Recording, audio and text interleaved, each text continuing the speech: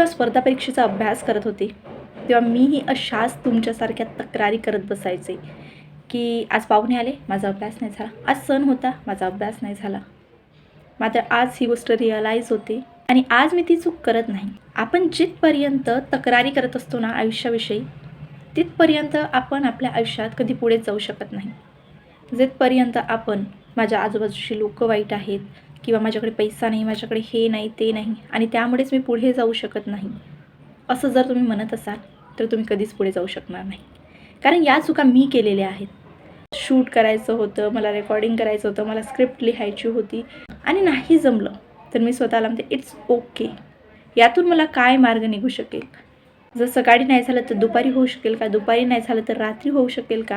मी तक्रारी न करता त्यानंतर ते सिच्युएशन कशी हँडल करू शकेन किंवा मी कसं माझं काम पूर्ण करू शकेन यावर फोकस करते. सो तक्रारी करणं थांबवा आणि आनंदी राहा, पुढे जा. थँक्यू.